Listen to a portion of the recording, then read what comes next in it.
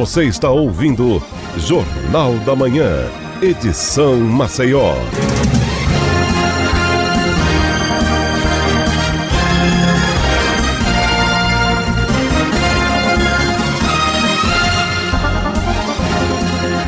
Olá, estamos de volta aqui com o Jornal da Manhã, pela Jovem Pan em 100,7. A gente vai estar batendo um papo nesse segundo bloco com o Dr. Arthur Lira, ele que é advogado, presidente da Comissão de Direitos Humanos aqui da Ordem dos Advogados do Brasil de Alagoas. A gente está falando sobre a questão do justiçamento, né? Os casos de justiçamento, principalmente aqui no primeiro semestre ocorrido no estado de Alagoas. Bom dia, doutor Arthur Lira, seja muito bem-vindo ao Jornal da Manhã. Bom dia, mozinho. Bom dia aos ouvintes da Rádio Jovem Pan. Arthur, explica um pouquinho pra gente, pra nossa audiência aqui nos 4 cantos do estado de Alagoas, inicialmente, o que é justiçamento. Exato. Então, vamos lá. Primeiro, há uma diferenciação até no campo sociológico sobre essa temática, que é para diferenciar justiçamento de linchamento, né? Justiçamento vem da ideia de justiceiros, daquelas práticas que ocorreram muito nos anos 80, 90, de vingança mesmo.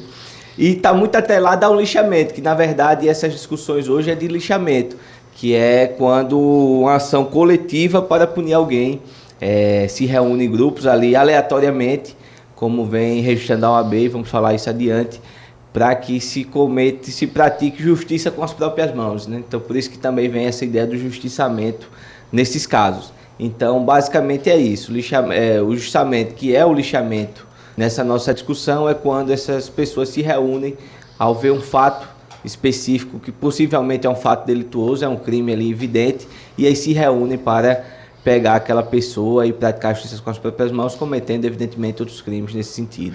Doutor Arthur, eu vejo muito nas redes sociais, Natália, também, a questão de vídeos, né? Muita gente, o camarada é pego furtando ou praticando algum ilícito ali, né? A turma pega ele, enfim, bate, espanca, e ali, muitas vezes, a gente tem muitos comentários favoráveis a esse tipo de ação, né? Dizendo assim, bandido bom é bandido morto, tem que apanhar mesmo, se fosse com a sua mãe, se fosse com a sua filha.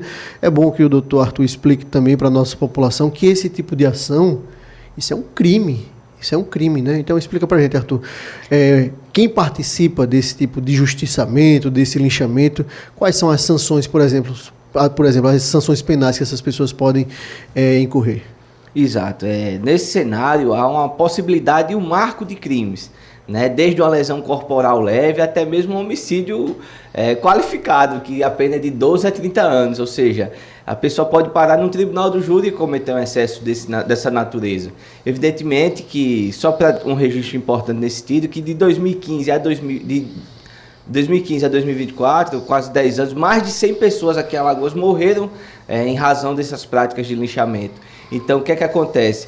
Com o resultado de morte, evidentemente, gera-se um inquérito policial e esse processo vai render até chegar ao júri popular. Ou seja, uma pessoa que acha que está praticando justiça ali naquele ato de irracionalidade, sim, acaba respondendo criminalmente, chegando até a ser condenado por uma pena de privação de liberdade, ser preso por isso.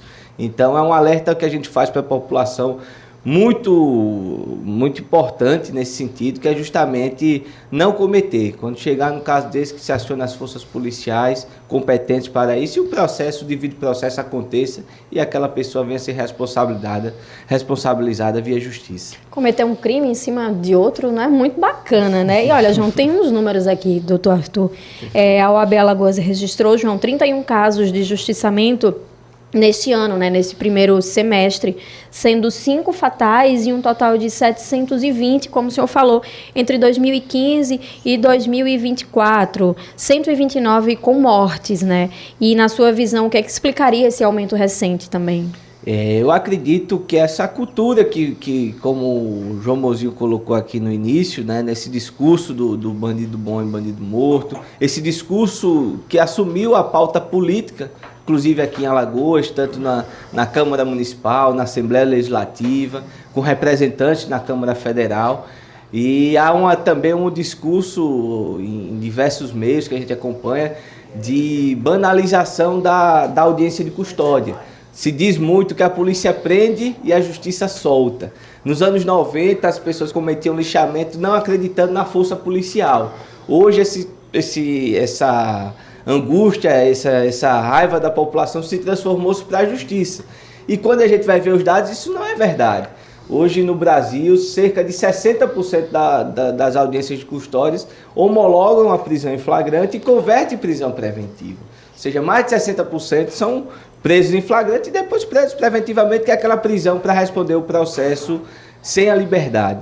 Então, são esses fatores, acredito, que motivam esse aumento significativo nos últimos 10 anos. O enfrentamento desses casos de justiçamento, assim, como é que a comissão realiza monitoramento, notificação, como é que acompanha esses casos de perto? Exato, nós monitoramos de primeiro ponto e posteriormente provocamos as autoridades competentes, Ministério Público, Secretaria de Segurança Pública, e batemos muito na questão preventiva, como essa conversa que nós estamos fazendo aqui, como levamos para as salas de aulas, através de alguns projetos da própria OAB, e também com o poder público, porque passa muito pelo campo da prevenção.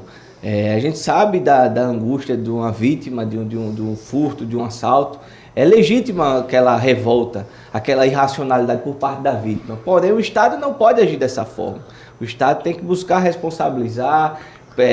No caso de prisão em flagrante, aconteceu a prisão em flagrante, levou para a central de flagrantes, homologou esse flagrante, gera processo criminal e que aquela pessoa seja responsabilizada na via correta. Doutor Arthur, existe um levantamento da OAB para saber qual é, na prática, a raiz desses justiçamentos? Por exemplo, quais são os crimes cometidos e, por exemplo, esses criminosos chegam ali e pessoas populares, né, cometem esse outro crime que é o justiçamento, por exemplo, é um furto, é um assalto? Quais são as práticas delituosas que são mais ensejadas na questão do justiçamento? Hoje, no nosso levantamento, muitos são os casos do roubo, né? daquele ataque a um bem material. E realmente, quando a gente parte para a vítima, né, que compra um celular parcelado em 10 vezes e na primeira oportunidade vem um ladrão e leva, isso é revoltante. Claro. Entretanto, nós temos o caminho da civilidade e da justiça para que seja responsabilizado. Porque além dessas dificuldades, tem também as dificuldades da falsa acusação. Nós também temos registro de falsa acusação nos quadros da OAB. Então, para além do furto e do roubo, que acontece com frequência, há também acusações de estupro, de quando já teve caso até de bruxaria. Eu ia perguntar isso, até complementar essa pergunta do João, né? Quando entra mais nesse campo, já que a gente também falou de internet, né, das redes sociais, assim, com esse avanço, muitos problemas ligados a fake news, né? O senhor falou a história de bruxaria, né? Já teve situações em outros estados teve uma mulher que foi acusada de abusar de crianças e, na verdade, não era, depois que foi identificada, e essa mulher foi linchada até a morte. Então, assim, tem esses outros problemas também. Então, às vezes você quer se vingar ali, né? Resolver com as próprias mãos algo que de fato aconteceu, que foi um roubo, mas isso abre outros precedentes bem perigosos também, né, doutor Arthur? Com certeza. Eu julgo ser um dos principais problemas dessa justiça com as próprias mãos. Essa falsa acusação, nós já registramos casos de que uma pessoa, um transeunte, via no centro da cidade e aí houve uma correria de um suposto assalto e acharam que foi ele e partiram para agressão, diversas pessoas chegam. E é por isso que a justiça é importante nisso. O devido processo é justamente para resolver o óbvio, condenar o culpado e absolver o inocente. E aí é por isso que a necessidade de um processo penal justo, democrático, que seja ouvido as partes, para também não acontecer dessas formas. E hoje, com um agravante muito maior, que são as redes sociais, desse ódio, né, que as pessoas vêm carregando e depositam em algum inimigo por algum motivo A ou B e transformam, criam diversas situações que acontecem como esse caso da bruxaria, mas como diversos outros, de que um vizinho que não foi bem quisto, como a gente já teve na parte alta, e esse vizinho foi acusado de um homicídio que ninguém nem sabia o que era e todo mundo ia lá apedrejar a casa desse vizinho.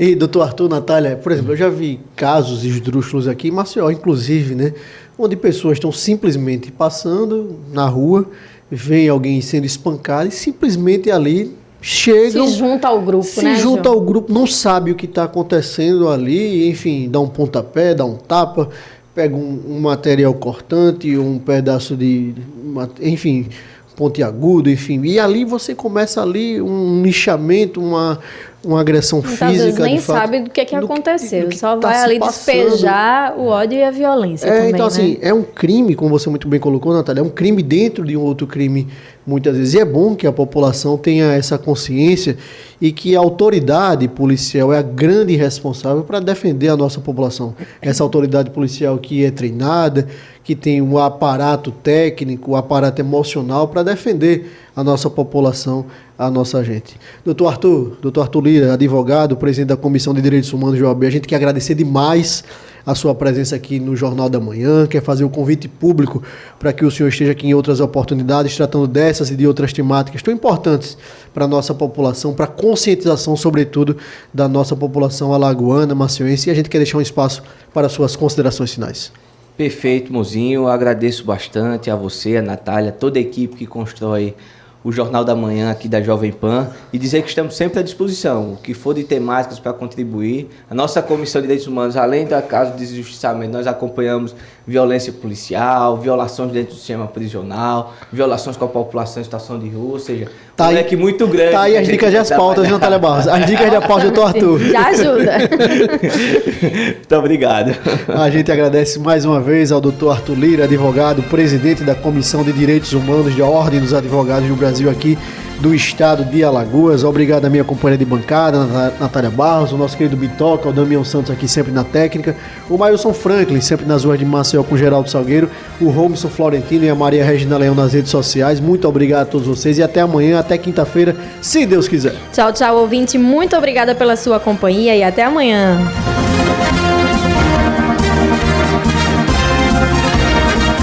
Você ouviu Jornal da Manhã, edição Maceió.